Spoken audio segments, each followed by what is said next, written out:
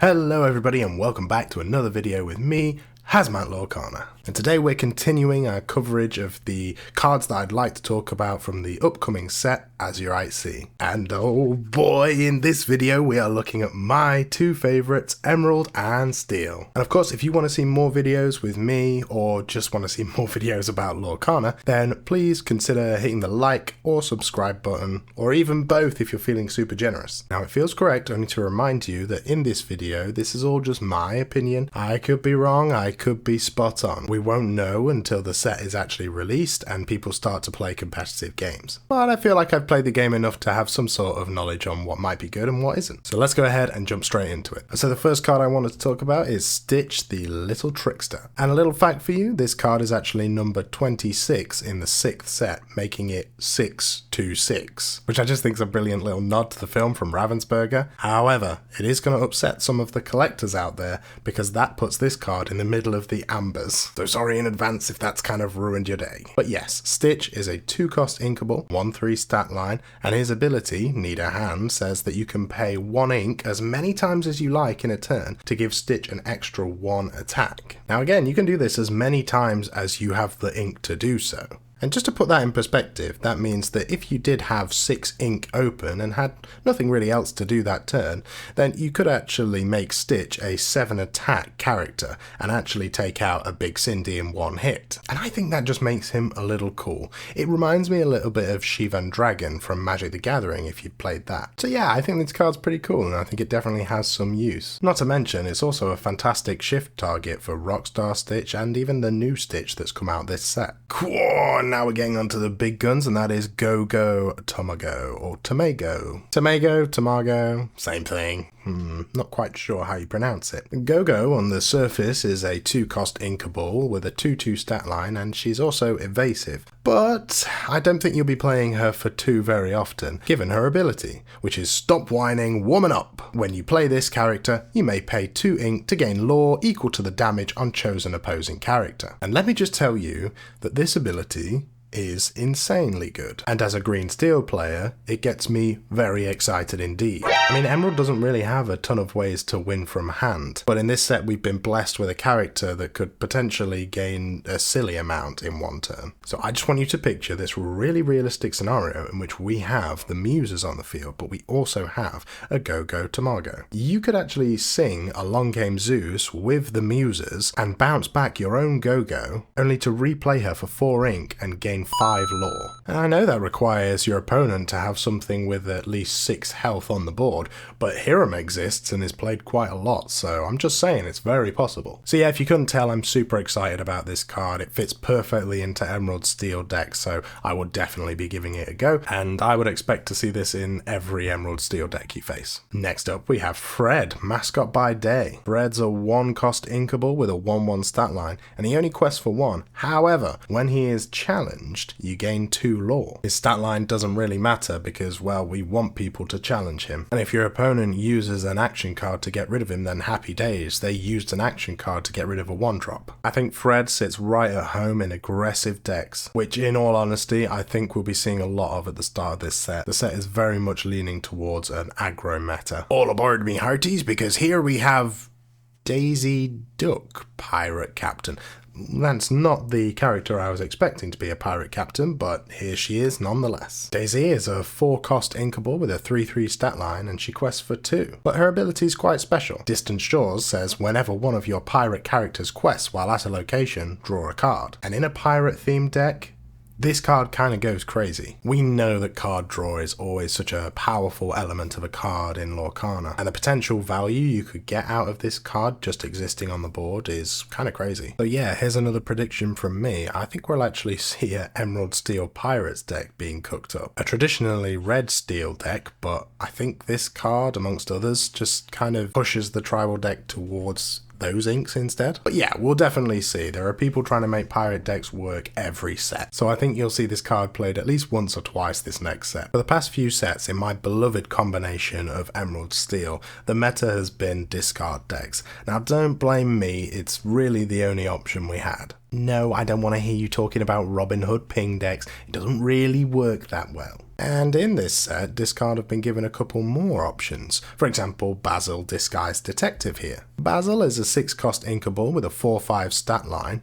He quests for 2 and can be shifted for 4. His ability, Twists and Turns, says during your turn, whenever a card is put into your inkwell, you may pay 1 ink to have a chosen opponent choose and discard a card. Which sounds kinda crazy, but I'm going to shock you here and say that this is not actually an Emerald Steel card. Oh no, I actually think this card has a home in Emerald Sapphire. You see, for Emerald Steel, this card is actually quite slow. I mean, by this point, we probably look to have discarded our opponent's hand already. And whilst this card would do a fantastic job at maintaining that empty hand, I just simply think we're not going to get as much value out of it as another deck would, and that is Emerald Sapphire. Emerald Sapphire has tons of ways to ink them multiple times each turn, allowing you to get some crazy value out of this card's ability. Being able to discard multiple cards from your opponent's hand each turn, effectively double singing a sudden chill each turn, which, as we know, is nuts. I'll be interested to see what gets cooked up with this character, but keep your eyes on Emerald Sapphire.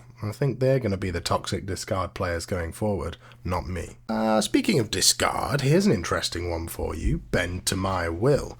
A 7-cost uninkable action that causes your opponent to discard all the cards in their hand. Now I know what you're thinking, be prep for the hand sounds kind of wild, but it's just a tinsy-wincy bit too slow. With that being said, what was I just discussing a moment ago? Emerald Sapphire discard. A deck which can ramp up to 7 ink pretty quickly. Ramping up to 7 ink, casting a Bend My Will, and then controlling your opponent's hand with Basil from there on out actually sounds kinda gross. And it's not a song, so you can't Ursula it. It's just going to sit there until their opponent's able to cast it, unless you happen to be running Bare Necessities. So yeah, although I think this card is a bit slow to be in a Emerald Steel deck, I think it has a perfect home in Emerald Sapphire, and again, keep your eyes out for those Emerald Sapphire players, they're about to get very cheeky very quickly. Up next is Heffalumps and Woozles, a 2-cost song that reads chosen opposing character can't quest during their next turn, draw a card. So it's a cantrip. And it's under 3, which instantly, you know what we're thinking of, and that is Ursula, Deceiver of All. It has to be thought of with cards like this. I'm also mentioning her because it's likely this is the only time that this card will be played, and that is with her. I think she has to exist in the deck for this card to have much value. It's just going to slow aggressive decks down hugely,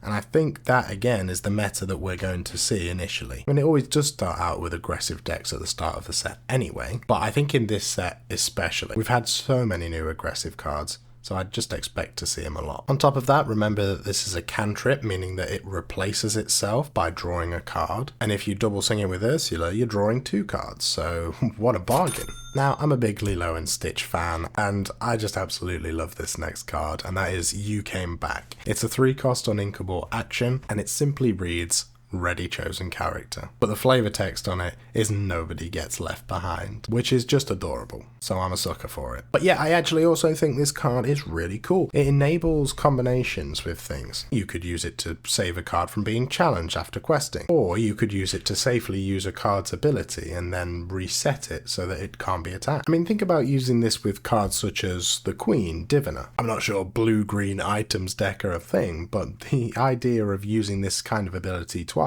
is crazy. And hey, don't forget that this is just ready chosen character. It doesn't have to be one of your own. You could use this to bypass bodyguards, or even just ready certain characters that cause you a problem just by being exerted. Like you could use this to ready a Diablo if you were planning on drawing a lot of cards that turn. It's just an example, and I know there aren't many of those characters at the moment, but the idea is there. Oh, okay, Transport Pod, a 1-cost inkable item that reads at the start of your turn you may move a character of yours to a location for free. Now, why do I think this card's good? Well, I don't think it's a hindrance to play. 1 cost is not going to get in the way of your turn very much. On top of that, it's sort of an investment. I mean, you're going to save a lot of ink in the future if you're playing a locations deck. But let's not beat around a bush and let's talk about the obvious one, and that is the Sugar Rush Speedway finishing line, which we talked about in my last video. Being able to bypass that card's 6 cost to move would be crazy, and allows you to start the turn off by gaining 3 lore and draw drawing 3 cards. There are plenty of locations that have quite high costs to move things in that can sometimes feel like they're slowing your turns down, and this card helps stop that. And I think, as you saw towards the back end of the last set, location decks are going to be present. So that's all the Emerald cards that I thought were worth having a chat about. So let's move on to the Steel cards. First up, we have Mr. Arrow, Legacy's first mate. Mr. Arrow's a 2-cost inkable 1/2 that quests for 2 and has resist 1. And again, this is a trend of the cards that we've been looking at so far, is we're looking at a very aggressive themed card. Remember that resist is going to reduce any damage he takes by 1. So make no mistake, he's actually going to be quite tough to get rid of. Questing for 2 every turn will make this guy a pain if he is played on turn 2. This next card's more of a tech card than a card I would auto include in a deck, and that is Billy Bones Space Sailor. He's a 3-cost inkable with a 2/2 stat line, and he quests for 2. But the reason that he's a tech card is his ability. When this character is banished, you may banish chosen item or location. Think of Prince Eric, but with items and locations. And in all honesty, I think Prince Eric was an underutilized card. This card will be fantastic if we go into a meta that's dominated by location-based decks, but if that ends up being uncommon, then this card won't shine as much. And the reason I'm not talking about items as much is because there are better cards to deal with items than this. But in terms of locations, this comes with a body that quests for 2. And the best part is this is inkable, whereas Prince Eric wasn't, meaning that if you don't need him in the matchup you're in, you can simply ink him. Hey you, yeah you, do you like Lawrence? Well, how about Lawrence with 1 more of each stat? Say hello to Pluto, Guard Dog. Yes, personally I think this is a card that's being overlooked quite a lot. Everybody liked Lawrence, and why? Because he had a great stat line for the cost he was. Well, Pluto is the same, but with 1 more of everything, apart from law. He has lost 1 law in replace for a bodyguard effect. But I think it's the stat line that we care about most here, because when this character enters the field, he's effectively a 5/5 for 4 ink. And remember, you don't have to play him exerted as a bodyguard. If you want to save his 5 strength to be used on a bigger character rather than have one of your opponent's little things run into it, then that's absolutely fine, just don't play him exerted. But with having bodyguard, he does then have that option that if you are playing really aggressively, you can just chuck him out as a bodyguard as well. The only slight problem with Pluto is that his synergy with Rapunzel isn't as good because he isn't guaranteed to be healed back up to full health. But I mean, most of the time he probably is being healed back up to full health, unless he happens to be on 4 damage. So I'd say that that point is mostly ignorable. Yes, I think once people twig onto this just being a bigger Lawrence, then I think he will see play. But I suppose we shall see. Remember this guy? Really unpopular. Nobody really liked him. We'll talk about a glow up because here he is now. Meet Gantu, Captain Crankyhead. Yeah, I do think this card is really good. Gantu is a 5-cost inkable with a 4/3 stat line, and he quests for 4. Now, I'm almost certain that this might be the lowest cost card that quests for 4, ignoring Flynn Rider because he doesn't always quest for 4, it's only if your opponent has nothing in their hand. But no, Gantu, Captain Crankyhead is a guaranteed 4 lore as long as he survives a turn. His 4 strength's going to help him survive against any red decks massively, and the 3 health is at least out of range of the lower cost steel actions. So I think he actually has a decent stat line to avoid being banished on the turn he's played, and yeah, questing for 4's just really good. It's a 5th of what you need to win, to put it in perspective. So he needs to be dealt with as soon as he's played, really. Yeah, I think I can see Gantu being played in a number of steel decks. I, for one, am certainly looking forward to giving him a go. Oh goodness, here we go. Potentially the best card in steel this set, and that is Calhoun, Marine Sergeant. She's a 2-cost uninkable with a 3/2 stat line. She quests for 1, but has resist 1. And not only that, during your turn, whenever she banishes another character in a challenge, you gain 2 lore. So Calhoun here is a 3/2 stat line on a 2-drop with resist 1, that also has Robin Hood Champion of Sherwood's effect. Yes, I'm convinced this card is pretty cracked and will feature in almost every steel deck. Not to mention that a lot of the theory crafting that's been going around at the moment features aggressive decks where a lot of the characters have 3 health. Well, Calhoun's going to be absolutely fantastic at trading into them whilst also gaining you 2 lore. So yes, I do think this card will be a steel staple for the next set. Okay, now move out the way for the big boy. It's John Silver, Stern Captain. Now John's an 8-cost inkable with a 6/6 stat line. He's got resist 2 and quest for 2. He can also be shifted on top of another John Silver for 5. But John Silver's effect is pretty cool. Don't just sit there. At the start of your turn, deal 1 damage to each opposing ready character. So he's basically saying quest or you'll get damaged. So this stops any cards that have been left ready to avoid being challenged. Things like Prince John, which has ward and just sits there untouchable. Well, if they don't quest with it, it's gonna get dealt 1 damage each turn. But I mean, on top of that, he's a 6/6 with resist 2 and he quests for 2.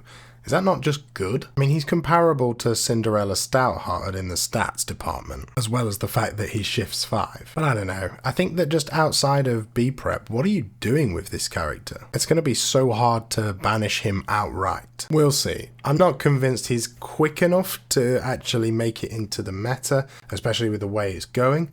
However, I really want to give him a go, so I'm looking forward to trying him out. And if he's good, then happy days. Now from John Silver to a song that features him, I'm Still Here. And this is a 3-cost song, which means, you know who we're thinking about already, right? And it says, chosen character gains resist 2 until the start of your next turn, draw a card. So again, this is a cantrip, it replaces itself by drawing a card, and gives your character some survivability during your opponent's turn. So things such as Diablo can't get shot down from the skies by a Let the Storm Rage On or a Fire the Cannons. And it's exactly for that example why I think that this will see play in green steel specifically. But I also wouldn't be surprised to see it in other decks as well, being able to keep a Piglet alive or perhaps a Smee from taking damage. The uses for this are endless, and the fact that it replaces itself is a key part of this being good. So yeah, I'm looking forward to using this card, and I think we'll see it quite a bit. Treasure Mountain, Azurite Sea Island. I just don't know if this card is any good or not, but it is pretty cool. Yes, it is a 5-cost uninkable, and yes, it costs 2 to move things there, but it does have 9 health and gains 2 lore every turn. And the cool thing is its ability, Secret Weapon. At the start of your turn, deal damage to chosen character or location equal to the number of characters here. So I mean, to put that in perspective, if you get 2 characters here, you're getting a free Fire the Cannons every turn, or if you put 3 characters here, you're getting a free Smash every turn, and if you put 5 characters here, you're getting a free Along Came Zeus every turn. Slight problem. Very slight problem here. This is not a May. So yes, that does mean that if your opponent has nothing on the board, your characters are in for it. So on second thoughts, maybe it's not a great card. I think the stat line on it's pretty good if it didn't cost 5 to play and was uninkable, but I also think it's good into a location deck. I don't know, maybe let me know what you think below. I think it's bad, but I do kind of like it at the same time. Last but not least is another location, and that is Galactic Council Chamber. Now this is a 3-cost inkable, it's cost 1 to move things there, and it has 7 health. It only gains 1 lore each turn, but if you have an alien or robot there, then the location can't be challenged at all. And hey, you don't have to exert the character that's there, so I mean, if you stick something there with ward, it's going to be very hard to get rid of this location, and it's going to tick for 1 lore every turn, and that adds up. Now, perhaps I'm just being crazy thinking that this card is good, but I don't know, I think it has a place, certainly in a location-based deck. We know that Amber Steel locations are the thing off the back of Shimmering Skies, so perhaps it'll carry on, and this is a solid inclusion. And so that wraps up all the cards I wanted to talk about in both Emerald and Steel. Do you agree with some of my choices here? Let me know down below if you think I've missed a card, if you think there's a card that isn't being talked about a lot. I'd be interested to hear what you have to say. And don't forget, I've got 1 more of these videos to come, and that'll be on the cards from Ruby and Sapphire in Azurite Sea. But until then, I've been Hazmat Lorcana, you've been you guys, and I will see you in the next one. Bye!